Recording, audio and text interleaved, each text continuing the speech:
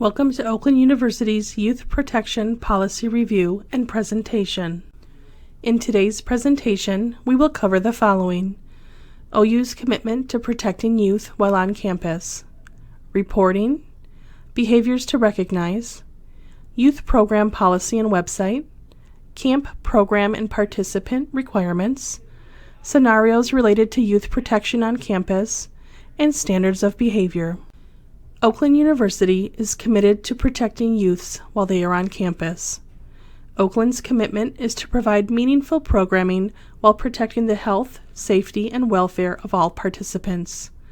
We promote the See Something, Say Something, Do Something campaign, which requires all individuals to report unsuitable activity to the Oakland University Police Department. OUPD can be reached by dialing 911 from any campus phone or from any blue light emergency phone. As an authorized adult, you are responsible for ensuring all youth are kept safe. This includes reporting any suspicious behavior that you observe. Remember, if you see something, say something, do something. Grooming is one typical method used by sexual predators. Grooming describes the process that predators use to prepare a victim for sexual abuse or assault. According to the U.S. Department of Justice National Sex Offender Public website, many victims of grooming and sexual abuse do not recognize they are being manipulated, nor do they realize how grooming is a part of the abuse process. The behaviors listed on this slide are considered grooming behaviors, and it is important to educate yourself on the behaviors in order to report grooming behavior to law enforcement. It is important that you recognize these behaviors and see something, say something, and do something.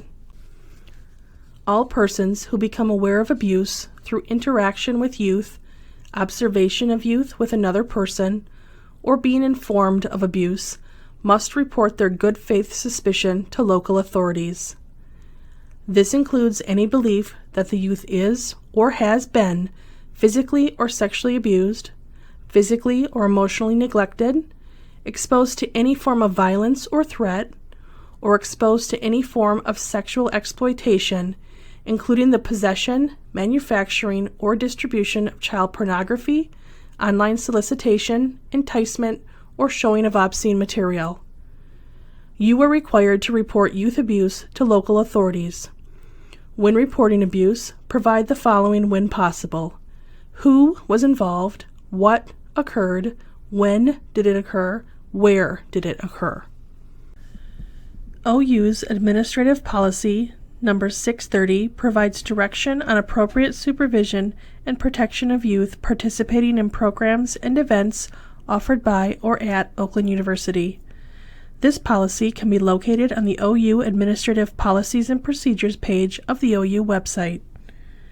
This policy provides a definition of parties included in this policy, background check procedures and process, and standards of behavior, including the responsibilities of all parties involved.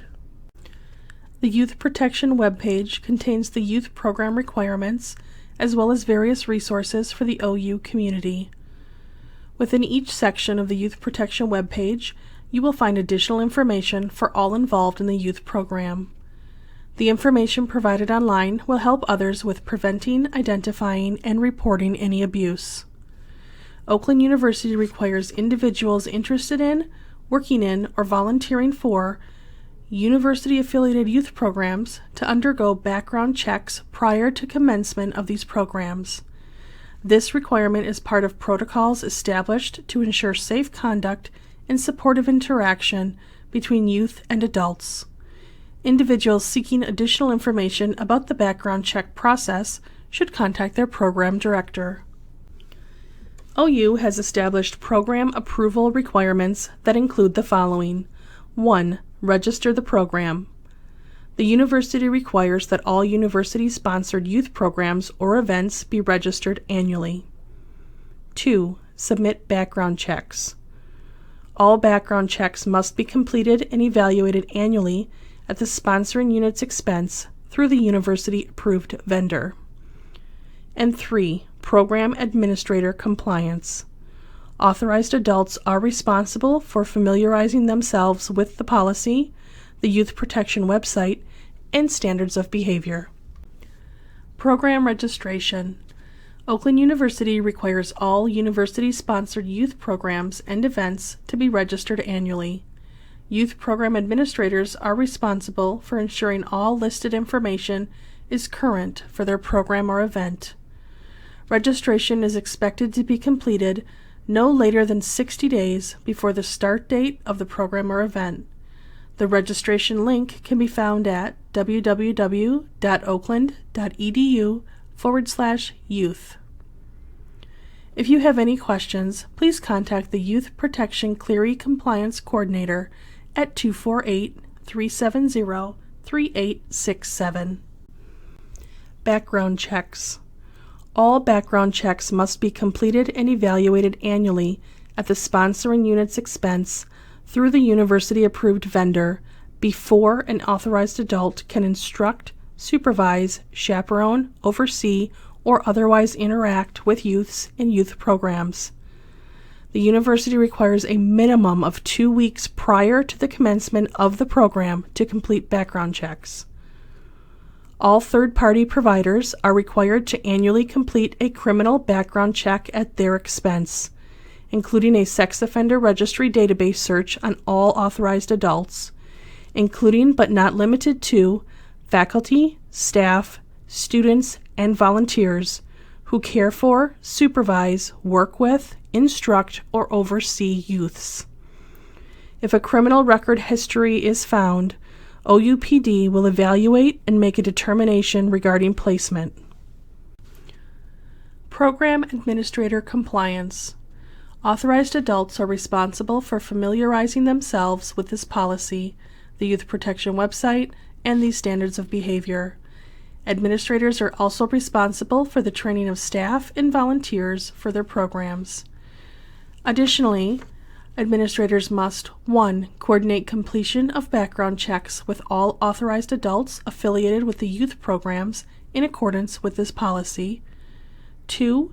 Provide all authorized adults with the contact information for OUPD in the event of potential abuse reporting. And 3. Supervise and enforce standards of behavior for authorized adults as outlined in this policy.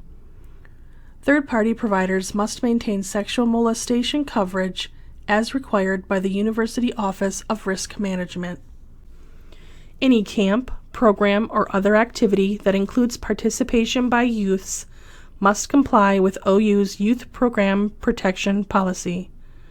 This includes, but is not limited to, lessons, the Lowry Center, workshops, sports camps and/or clinics, academic camps, pre-college programs, conferences, pre-enrollment visits, or other programs and similar activities.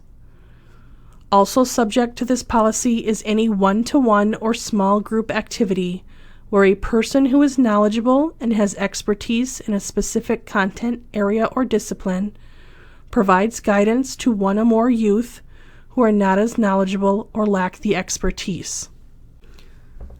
Scenario 1. A minor female youth needs to use the restroom. No other youth in the class needs to go. An available male authorized adult is asked to take her. Would this be an appropriate request? If not, why not?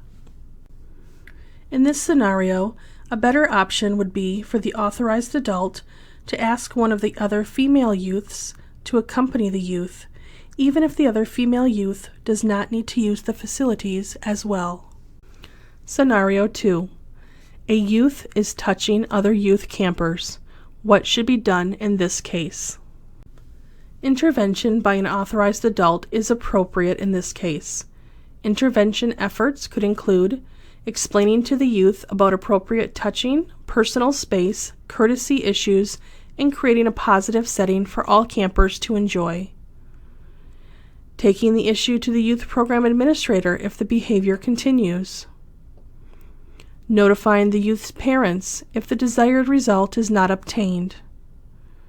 In extreme cases, dismissal from the camp may need to be considered. All intervention efforts should be documented and shared with the youth program administrator. If the touching leads to violence, OUPD should be notified immediately. Scenario 3. A high school youth develops good rapport with an authorized adult. The youth sends a friend invite to the authorized adult via social media. What should the authorized adult do?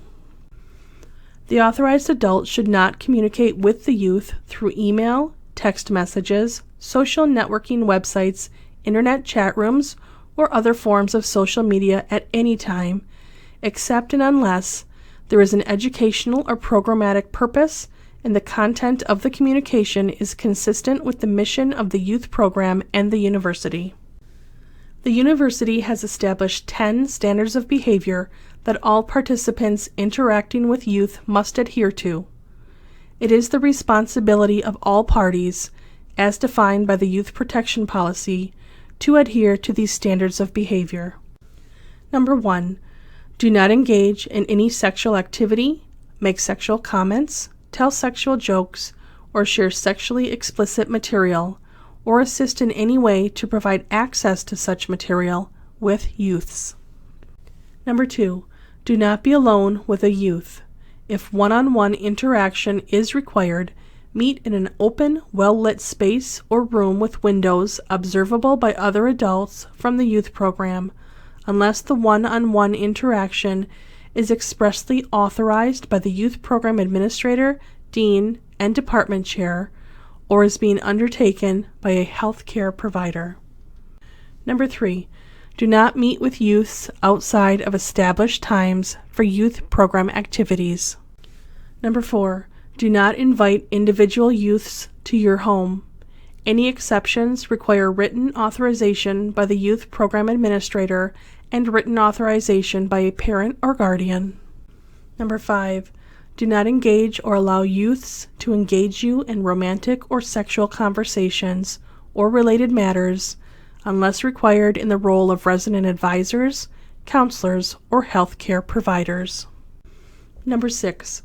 Do not engage or communicate with youths through email, text messages, social networking websites, internet chat rooms, or other forms of social media at any time, except and unless there is an educational or programmatic purpose and the content of the communication is consistent with the mission of the youth program and the university.